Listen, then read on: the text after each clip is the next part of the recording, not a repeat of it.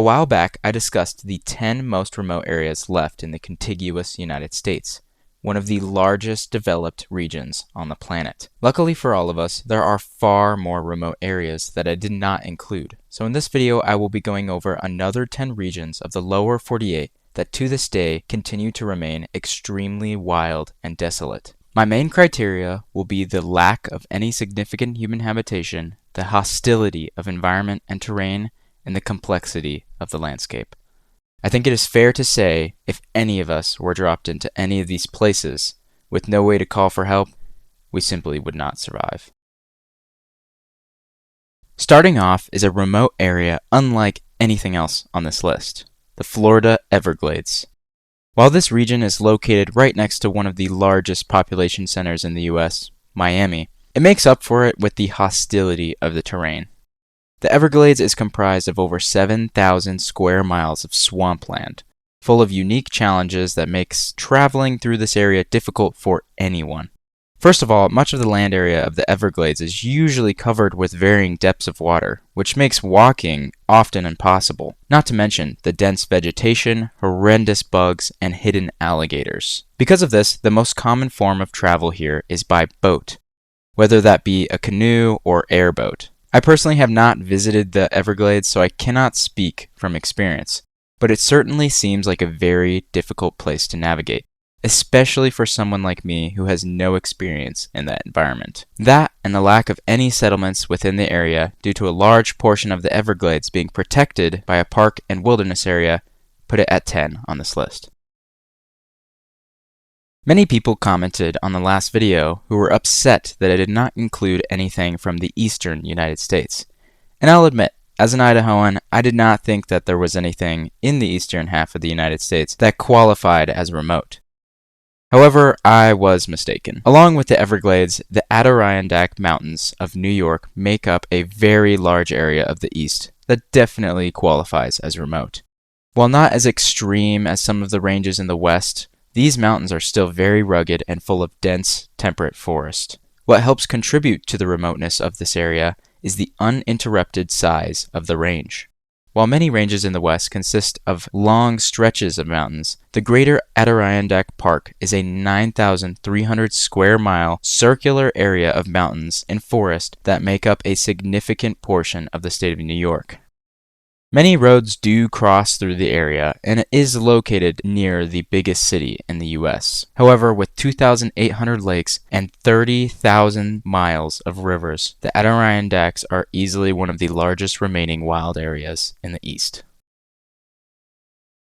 Now we head to the desert, to the Cabeza Prieta Wilderness and surrounding area. This is a region of Arizona south of the massive Barry M. Goldwater Air Force Range and to the west of Organ Pipe National Monument, defined by incredibly harsh Sonoran Desert. There are absolutely no settlements and no services in this 1,200 square mile area, which means once you have entered this desert, you have what you brought with you to get yourself back out.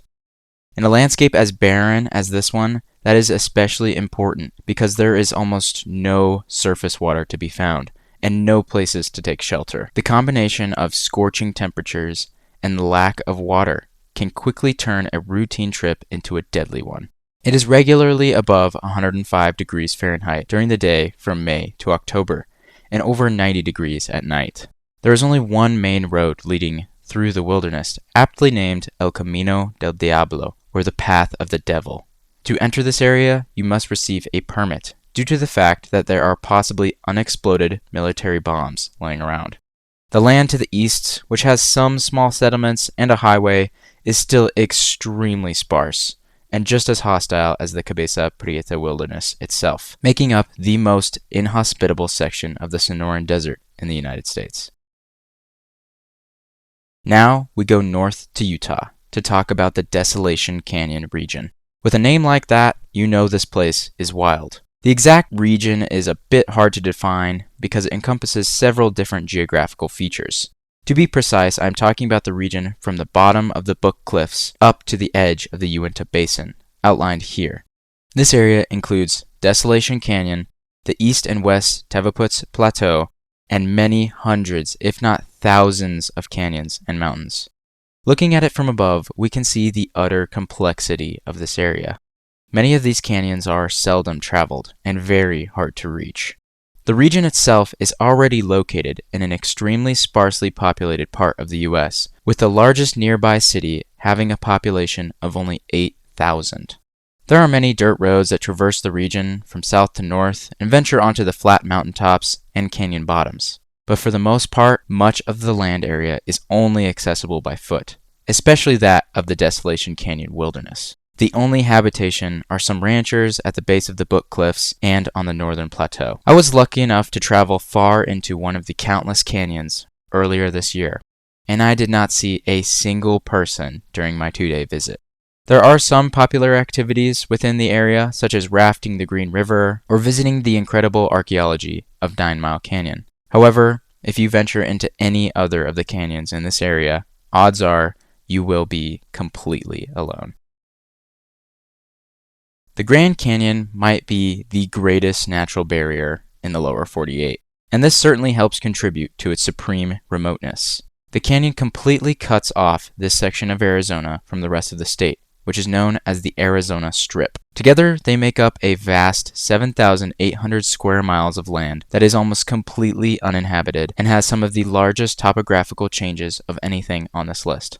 The only paved roads lead onto the Kaibab Plateau, while the rest of the strip only contains a few dirt roads. The only settlements are at the edge of the strip and are more connected to Utah than to Arizona. The rest of this area, however, is an expansive wilderness devoid of any human habitation.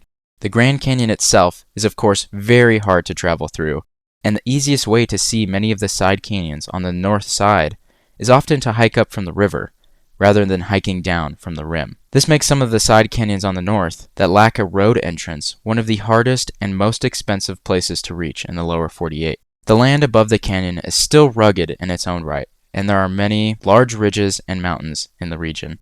The North Rim does see many visitors every year, though they are mostly concentrated to a select few spots. The rest of the North Rim and the Arizona Strip might be one of the best combinations of extreme solitude and beauty left in America. The entire northwestern half of Maine is a near completely uninhabited landscape unlike anything else in the eastern United States. It is on a scale of remoteness that makes the Adirondacks look like a bustling city. The strange part is that none of it is designated wilderness. Rather, northwestern Maine is so incredibly desolate due to a combination of societal and geographical problems. For one, it is separated from the rest of the US more than any other area due to the majority of the border being with Canada. This means it takes forever to even get to the edge of this region, let alone the center. Additionally, there is no possibility for any sort of industry besides logging due to poor soil and often frigid temperatures. Basically, it just really sucks to live here. Subsequently, much of this land is private logging land with no public roads, and because of this, the region can't be considered true wilderness, but it does not take away from the fact that this is the largest uninhabited expanse of forest left on the East Coast. The region itself consists of dense temperate forests on what is considered the Canadian Shield, making it very similar to much of Canada's uninhabited northeastern regions. This is a region that isn't previously defined, so for this video I'm going to call it the San Juan, Colorado Wedge. It is the area south of the Colorado River and north of the San Juan River, ending at the mighty Combe Ridge. So roughly this triangle here. This entire region probably has a population below 50 people, if that, and the only permanent settlement seems to be this ranch in Fry Canyon. This large area is dominated by an expansive canyon system that feeds into the bordering Colorado and San Juan rivers. Much like the Desolation Canyon region to the north, there is simply an incredible amount of complexity to this landscape. However, it is even harsher. With extremely hot desert temperatures, few water sources, and many dangerous sheer cliffs, one cannot travel lightly here. Additionally, there are absolutely no services. Some of the interior canyons, like Dark Canyon, are staggering in size. These are the sorts of canyons that would warrant a national park, if they were not so incredibly difficult to access. Some of the canyons on the west side are only accessible through Lake Powell, and I doubt many of the houseboaters are making the effort to do a 12-mile desert backpack to reach the end of these drainages, meaning no humans have likely walked here for many years. One of the most notable features of this landscape is this plateau here. At first, it seems to fit in, until you notice that it is completely encircled by massive, impassable canyons that cut it off from the rest of the world. The only entry point is this one dirt road here, effectively making it a massive desert island. Think of how few places this large can only be safely physically reached by one small point. I have ventured into the fringes of this territory, and I think I can comfortably say that there is nothing else like it on Earth.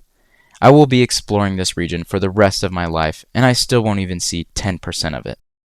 Overall, this wedge is a mecca for southwestern explorers, and if you want to get lost in the desert and wander alone in some of the most truly wild canyons of the West, then this is exactly the place to do it. Be careful though, because there is little room for error when exploring here. The Gila Wilderness is the world's first designated wilderness area, and that is not by accident. The Gila is an 870 square mile roadless area that lies in a large mountainous section of New Mexico that is incredibly sparsely populated. It is directly adjacent to the Aldo Leopold Wilderness, which protects more of the surrounding area. As many of you know, most of the entire state of New Mexico could be on this list, but the Gila region stands out due to its more difficult terrain. The mountains are surprisingly high in elevation for southern New Mexico, and some of the peaks reach past 10,800 feet. This results in a unique high mountain ecosystem that still reaches very high summer temperatures. There is no habitation in the wilderness, and almost no significant cities in the wider area other than Silver City. I drove through this area for work last year, and I could feel the remoteness. At camp, I could just tell I was very, very far from civilization, just from the feeling of the landscape. This is because, unlike some of the other areas on this list, the vast majority of the Gila is not a coveted recreation area by the wider public. Many remote areas still have a lot of people in them who are just there to recreate, people like me. In the Gila, there are some popular spots, but the vast majority of the land area has no standout features like the Grand Canyon or the hottest place on Earth. Rather, the Gila is made up of a rugged landscape whose main draw is its calm, remote beauty, the true silence that can be found here. When a wilderness area flies under the radar of most travelers, it retains a deserted quality that some places have lost in the 21st century. Many people asked why Nevada was mostly absent from the last list. Well, that is only because the entire state is covered in dirt roads that make most places relatively simple to access as long as you bring extra supplies and gas. However, as we all know, pretty much the entire state of Nevada is barren, unpopulated Great Basin desert, and it is truly unlike anything else in the lower 48. I could just include the entire state, but for this video I will focus on White Pine and Lincoln counties.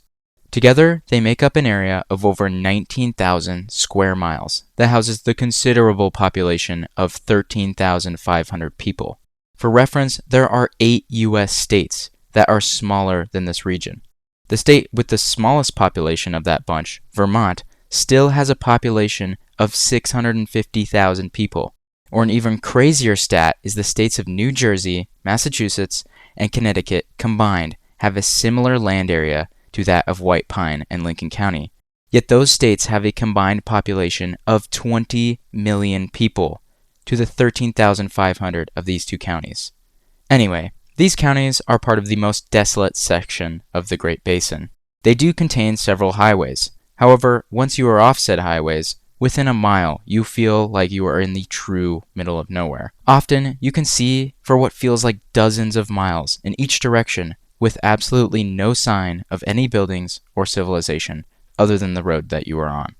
I recently drove through both of these counties for a video, and I can say that this is about as lonely as it gets for being on a main highway. I couldn't help but feel like I had been transported back in time 100 years before much of the West's exponential growth.